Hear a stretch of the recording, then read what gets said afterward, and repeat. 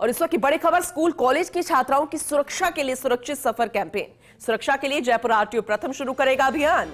Traffic police के साथ मिलकर सुरक्षित सफर अभियान होगा शुरू। 1 सितंबर से शुरू होगा सुरक्षित सफर अभियान। 1 सितंबर के बाद प्रत्येक स्कूल की बसों में जीपीएस और कैमरा लगाना अनिवार्य होगा। साथ ही ड्राइवर और कंडक्टर का पुलिस वेरिफिकेशन भी अनिवार्य होगा। डीसीपी ट्रैफिक की अध्यक्षता में हुई मीटिंग में दिए थे कमी पूर्ति के निर्देश। अब ट्रैफिक पुलिस के साथ मिलकर आरटीओ प्रथम चलाएगा ये अभियान।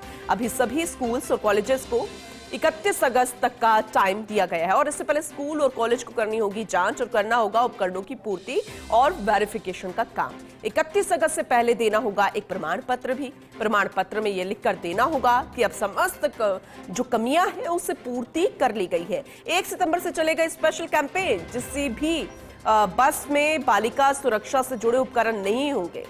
ये जांचा जाएगा, मॉनिटरिंग होगी कि जिस भी बस में बालिका सुरक्षा से जुड़े उपकरण नहीं होंगे या ड्राइवर और परिचालक का नहीं होगा पुलिस सत्यापन, जो वेरिफिकेशन जरूरी है, उनको मौके पर ही सीज कर लिया जाएगा।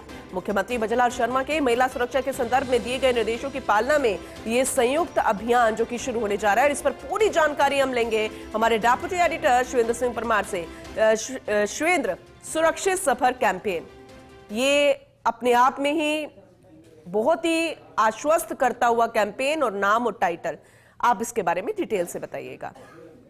खबर है क्योंकि स्कूली जो स्टूडेंट हैं उनकी सुरक्षा के लिए सरकार गंभीर है और हम देखते हैं कि लापरवाही के कारण जयपुर में अलग अलग जिलों में स्कूली बसों के बाल वाहनों की सड़क दुर्घटना के एक्सीडेंट की खबरें आती रहती हैं। और मुख्यमंत्री के निर्देशों के बाद ये तय किया गया है कि 1 सितंबर से एक बहुत विशेष अभियान चलाया जाएगा और उस अभियान में जो किसी भी बाल वाहिनी में अगर जीपीएस नहीं मिलता, कैमरा नहीं मिलता, तो उस वाहन को सीज किया जाएगा। उससे पहले 31 अगस्त तक का समय सभी को दिया गया है, स्कूल वालों को, कि वो एक हलफनामा दे जिसमें ये कहा गया हो कि हाँ, हमने बाल वाहिनी में जीपीएस भी लगवा लिया है, कैमरा भी लगवा लिया है।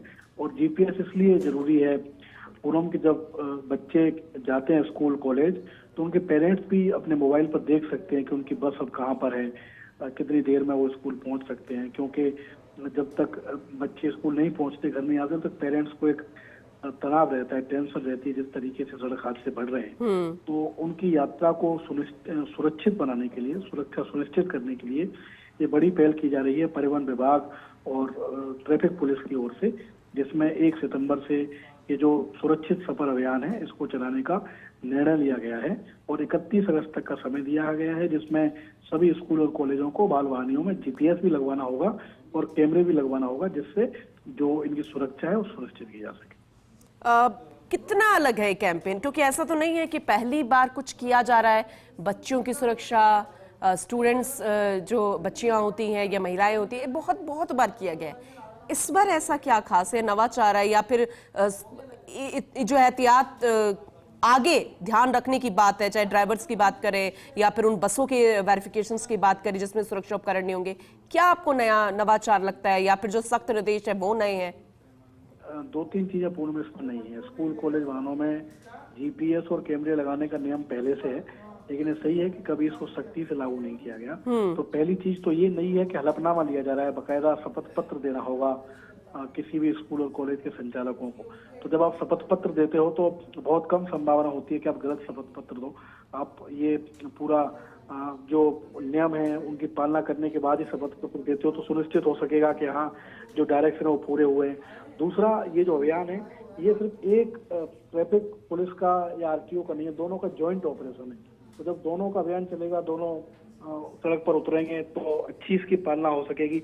और तीसरा ये है कि कोई छूट नहीं है किसी तरह की। ये कहा गया है कि अगर 31 अगस्त के बाद भी जीपीएस और कैमरा बाल वाहनियों में नहीं मिला तो उसको सीज किया जाएगा वाहन को मौके पर।